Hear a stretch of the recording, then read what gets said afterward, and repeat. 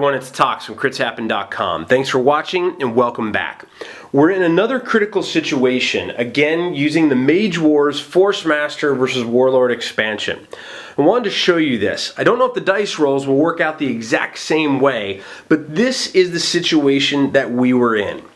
We had a Force Master with Galvatar the Force Blade and Dancing Scimitar. She's got her deflect ready, so she has no concerns whatsoever about our Crimson Deadeye, who is over here not only ready to snipe away, but has Hawkeye attached to him.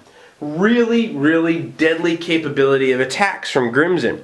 He rolls 6 dice on a 1 to 3 range. And additionally, he does have the ability that says roll 1 fewer attack die for each zone beyond range 1. So right now he's rolling 7 dice into this zone. But again, all she has to do is on a 7+ deflect it. And even if that doesn't work, she's got some thought spores to potentially push people away. She also has her forced pull if she wanted to suck Crimson Deadeye in and start attacking with Galvatar. So while she's slightly concerned, she's not overly concerned. What does concern her, though, is that while the Crimson Deadeye is set up with Hawkeye, we've got a Warlord who's got the War Sledge on him. Now, the War Sledge has the ability to do a quick attack, 4 dice attack, or a full dice 4 die attack with a 7+ dazing, which could potentially hurt the Force Master being dazed, and also has the sweeping attacks. Now, again, our thought spores are flying, so they're not too overly worried about it. We do have from the Warlord's side the Garrison Post, and he just used his full action to go ahead and bring out a Goblin Bomber. After that Goblin Bomber was brought out, the Thought Spore with the Invisible Fist attacked and scored 2 damage onto his attack. The attack roll actually was 2 1s and 2 blanks. And since the Goblin Bomber has 0 armor, he took 2 damage. Now the goal of this was that Thought Spore wanted to hit with the Invisible Fist and daze him, number 1, and number 2, try and blow him up in this zone. Because had he blown him up in this zone, then potentially the detonate would have triggered, which is the secondary full attack for the Goblin Bomber, and the Garrison Post and Crimson would have been hit by that attack. Now, he rolled poorly, only rolling 2, but he did get the daze off, which was pretty good. However, our Warlord's a little trickier than that. Our Warlord is not so concerned about ever moving that Goblin Bomber on his own. He's not worried about him even attacking on his own. What he is worried about, and what he did, was with his next action, before Crimson attacked, he used his quick cast. And his quick cast, he used Force Bash. Now this is primarily a Force Master card. It's a mind card that costs 2 points. So from a Warlord perspective, it's going to cost 4, which is pretty rough. But it's pretty fun and pretty tricky with what you can do with this Goblin Bomber. So Force Bash says, target creature is pushed 1 zone in the direction of your choice. So in this case, we're going to target the Goblin Bomber. This will not push it through a wall with the Passage Attacks trait unless you pay an additional 3 mana when the spell is cast. Well, there's no wall between our zones that we're going to send the Goblin Bomber into, so we're good in that case. You can pay an additional if the target is pushed into a zone with another creature, you may choose one of those creatures and give it the slam condition. So both the Goblin Bomber and our Force Master are going to be slammed. So, Force Bash goes off and comes over here. The Goblin Bomber is dazed and slammed. So, dazed means on attack rolls, a 7+ will fail. And he has -2 to his defenses and remove after acting. But he is also incapacitated, which means that he can't move. In addition, it's not an attack, so our Force Master is slammed as well. She is also incapacitated and can't move.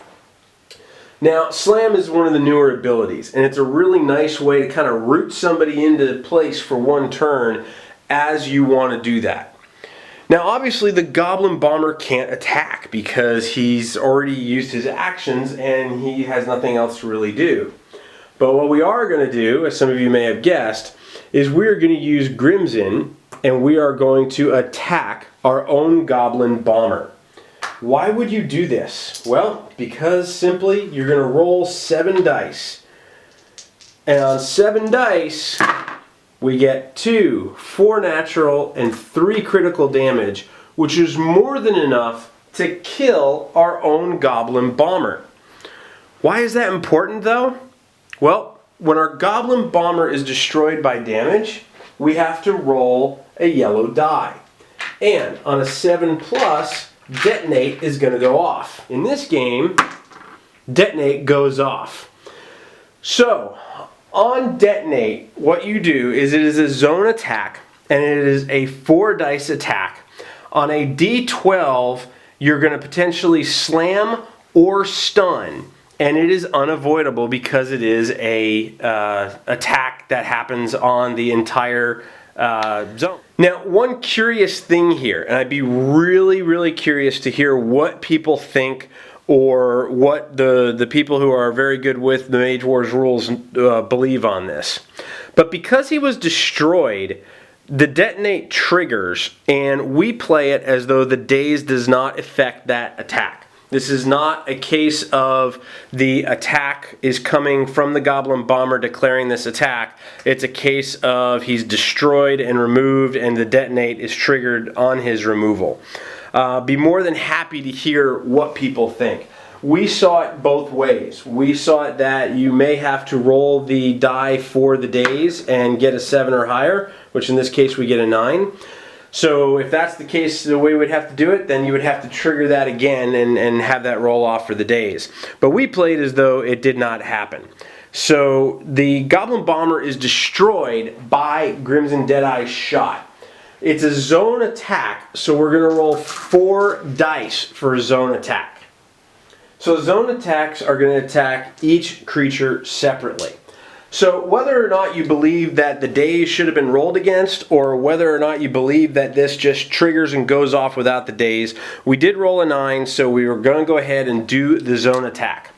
So we'll roll against the Thought Spore first, and we'll get that plus that. So this guy is going to be stunned. So we get a tremendously good benefit right off the chute from that first attack. Now, the Thought Spores are flying, but zone attacks hit everything in the zone. So they're going to take an additional 4 damage, which almost cuts them into half in terms of life. So this guy's going to go from 7 down to 3 life left. Then we're going to go ahead and attack the Thought Spore. The Thought Spore up here is going to end up with also a stun and 2, 3, 4, 5 damage against its 7 health. So we'll go ahead and put 5 damage on it. And we will also put a stun on it. And then we will roll for the Force Master. Now, many of you may say, this isn't a big deal because she can just deflect it. But remember, this is an unavoidable attack, so she can't deflect it. And we'll roll only 1 damage, but she too will be stunned. So, everybody in the zone is stunned. We've done much more damage than we probably could have done with just a single 7-die attack against somebody. And that 7-die attack that Crimson rolled could have been deflected by the Force Master. Now, yes, there is a lot that went into this situation. There was a lot of movement that had to happen. But more importantly than anything else, the Goblin Bomber's Detonate is a full attack. So they're not going to be moving into a zone and then blowing up. What we have found is the use of Force Push and Force Bash have been absolutely amazing for the Warlord to throw into their book and splash at the right time. To throw that Goblin Bomber all the way across, right on into a zone that's ripe and ready for a big attack. So we did a total of, let's see, 4, 5 is 9, and 1 is 10. Plus we stunned all 3 creatures, and we are ready and raring to come in with our War Sledge, with Grimson shooting more and handling as much as we possibly can from this Force Master. We hope you enjoyed this critical situation. It was a lot of fun when it developed in our game. It was almost unbelievable when it developed in our game because there are a lot of rolls that have to happen. You have to get the ability to, bash people or slam people when you throw them in there from the Force Bash. You've got to be able to trigger Grimson and do enough damage to your Goblin Bomber to set it off. But it was absolutely fun. We're going to try and do more of these as well and start to incorporate some of the original mages from the Mage Wars set. So let us know what you think. Until we see you next time, we hope that you enjoyed this. Let us know. Feel free to leave your comments here on the YouTube channel. You can find us, of course, on Facebook, on Twitter, and on Google Plus by searching Crits Happen, and at our homepage at critshappen.com. But until we see you next time, keep rolling those dice, and we hope they're all crits.